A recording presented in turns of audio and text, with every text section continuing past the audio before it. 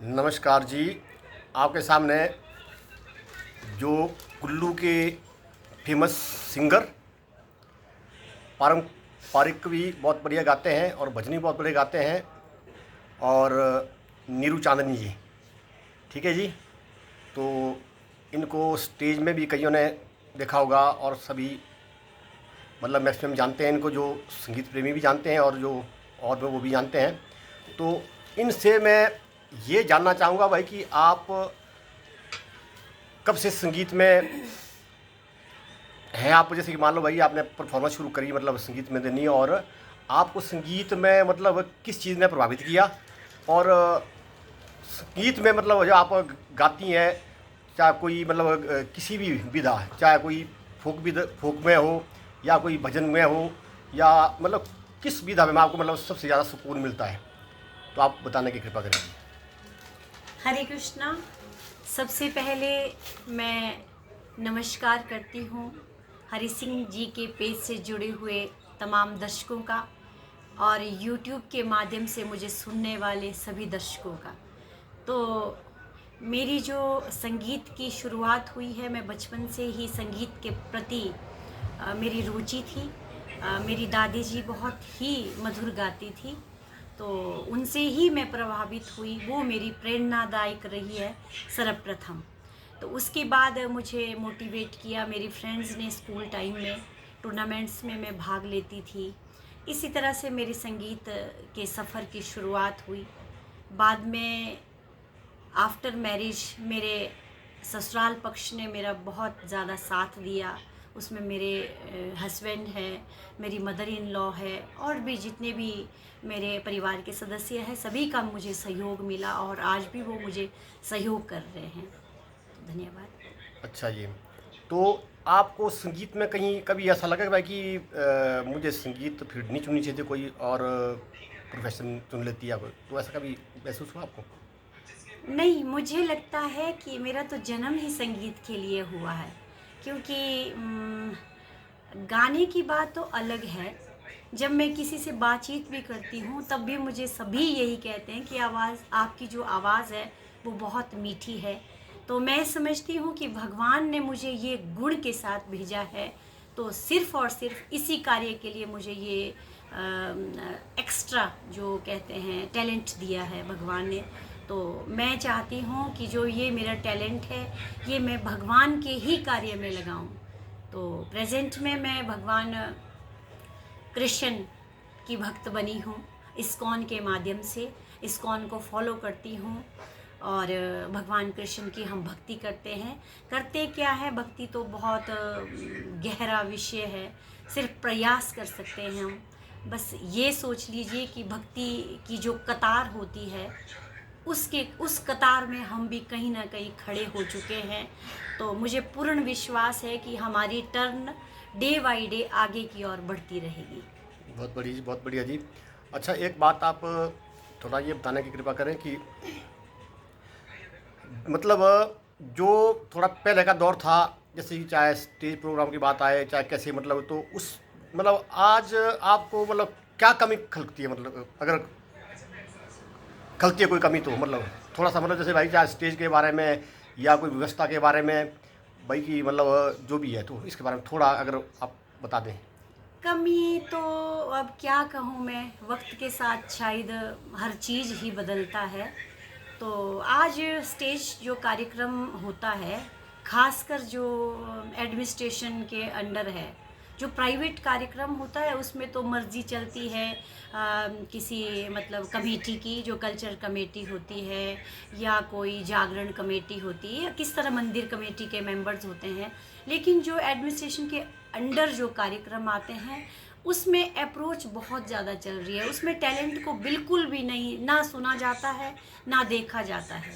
तो उसमें सिर्फ और सिर्फ मतलब उन्हीं लोगों को मौका दिया जाता है जिनकी पहचान होती है उस कमेटी से जुड़े हुए मेंबर्स के साथ, या कोई राजनेता के साथ, या वो चाहते हैं कि हम लोग किसी ना किसी से फ़ोन करवाएं कि हमारा कार्यक्रम कर दो। तो मैं नहीं समझती कि इस तरह का कार्यक्रम करना चाहिए, क्योंकि मैं बचपन से लेकर यही कार्य कर रही हूँ।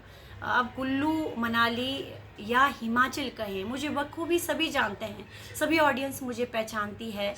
तो उसके बावजूद भी अगर मुझे फेसबुक के माध्यम से सुनते रहते हैं, यूट्यूब के माध्यम से सुनते रहते हैं, अनगिनत मैंने स्टेज कार्यक्रम किए हैं, सभी लोग मुझे जानते हैं कि मैं कितना सा गाती हूँ, अच्छा गाती हूँ, मीडियम गाती हूँ या थोड़ा बहुत गाती तो हूँ मैं।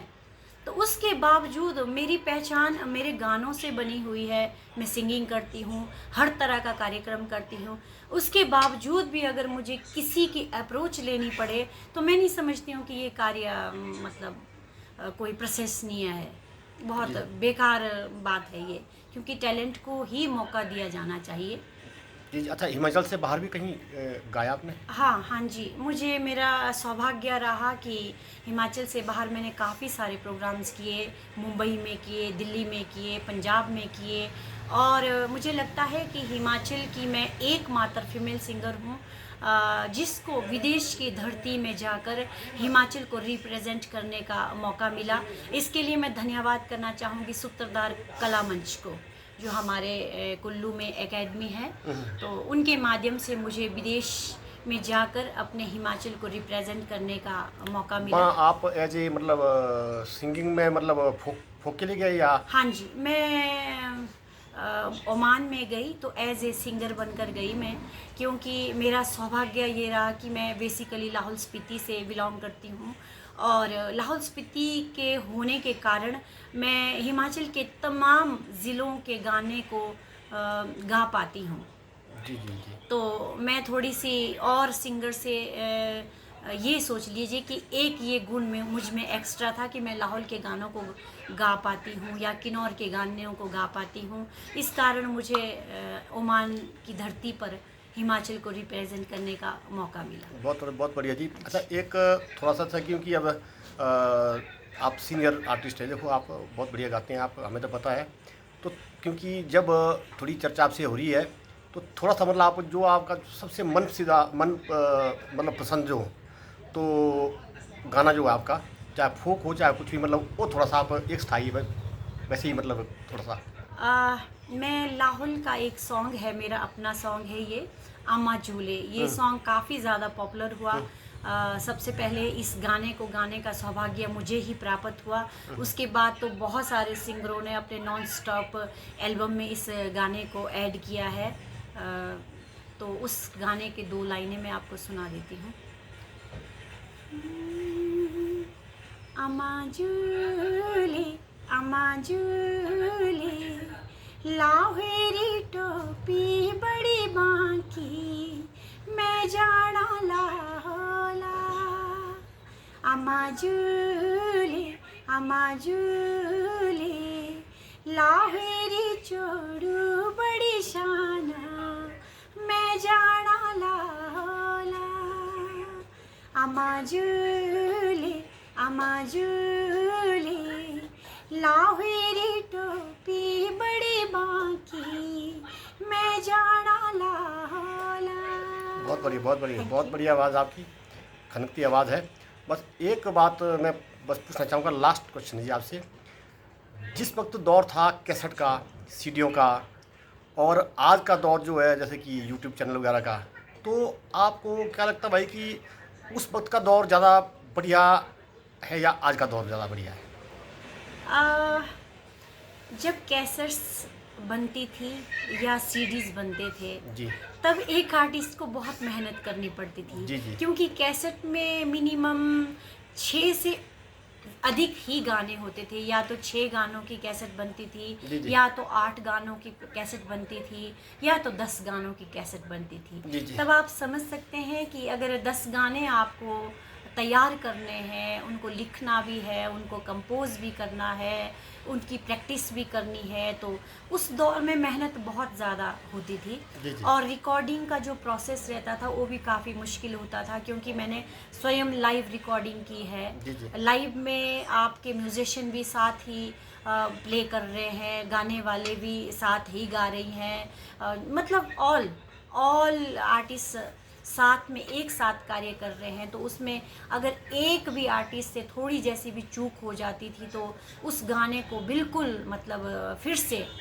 रिपीट मतलब नए सिरे से उसको स्टार्ट करना पड़ता था। तो उस टाइम बहुत ज़्यादा संघर्ष किया है हमने और बहुत मेहनत लगती थी उस एक एल्बम को तैयार करने की।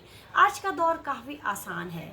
आज तो मतलब आर्टिस्टों को एक ऐसा प्लेटफॉर्म मिला है, अगर उसमें टैलेंट होता है तो उसको ज़्यादा पैसे खर्चने की ज़रूरत नहीं है। अपना यूट्यूब चैनल बना लो, अपने फेसबुक आईडी बना लो, फेसबुक पेज बना लो, इंस्टाग्राम है। अगर आप में टैलेंट है तो आप अपने टैलेंट को मतलब ज़ीरो इन्वेस्टमेंट पे अपने टैलेंट को दिखा सकते हो, अपने आप को सुना सकते हो। वो चाहे आप अपने विचार व्यक्त कर लो, अपने गानों को सुना दो, मतलब कोई भी। तो आज का दौर काफ़ी आसान हो गया है जी अच्छा, टेक्नोलॉजी के हिसाब वैसे तो से। मैंने कहा था लास्ट क्वेश्चन है, लेकिन मेरे क्वेश्चन में एक मेरे मन में एक क्वेश्चन और मतलब आया, क्योंकि वो मुझे पूछ लेना चाहिए क्वेश्चन, क्योंकि आपका जो एक्सपीरियंस देखो बहुत है इसमें, और आपने स्टेज शो भी मतलब कितने स्टेज शो दिया आपने आज तक, और गाने भी रिकॉर्ड किए आपने काफ़ी। तो जो नई जनरेशन है उनके लिए आप अपने एक्सपीरियंस के आधार पे मतलब आप क्या संदेश देना चाहिए? मैं ये संदेश देना चाहती हूँ जो नए सिंगर्स हैं, क्योंकि आज के जो न्यू सिंगर्स है, न्यू आर्टिस्ट है, वो चाहते हैं कि जल्दी से हमें कामयाबी मिल जाए, और हो सकता है उन्हें मिल भी जाए, क्योंकि किस्मत का पता नहीं चलता है। कभी कभी ऐसे होता है कि एक क्लिक मतलब उस आर्टिस्ट को फेमस होने के लिए बहुत होता है। हो सकता है एक सिंगर का एक गाना इतना ज़्यादा पॉपुलर हो जाए कि उसकी डिमांड बढ़ जाए। लेकिन मैं ये कहती हूँ कि अगर आपको वेरी गुड, हाँ जी। लॉन्ग टाइम बने रहना है इस फील्ड में, तब आपको मेहनत करना बहुत बहुत ही ज़रूरी है। रियाज करना पड़ेगा, हाँ जी, स्वर रियाज साधने करना पड़ेंगे। पड़ेगा, कहीं से आपको संगीत की शिक्षा लेनी पड़ेगी। तो संयम रखें और संगीत को कहीं ना कहीं से ज़रूर सीखें। यही आपका फ्यूचर हो सकता है, अगर बहुत आपने लॉन्ग टाइम कार्य करना बहुत है बहुत तो। धन्यवाद जी, बहुत बहुत धन्यवाद। Thank you. बहुत अच्छा लगा। हरे कृष्णा। ठीक है जी, आपके साथ ये क्या नाम जो भी आपसे मैंने क्वेश्चन किए और बहुत बड़े जवाब दिए आपने, और सब जवाब आपने पॉजिटिव दिए, मतलब जैसे कि कई बार जैसे ये कई आर्टिस्ट बोलते हैं भाई नहीं ऐसा करके तो ऐसा जी, लेकिन आपने एक सूझबूझ के साथ बहुत बढ़िया जवाब दिए जी। बहुत बहुत धन्यवाद जी आपकी। जय श्री कृष्णा, जय शंकर की, हर हर महादेव, बम बम बम, जय भैरव।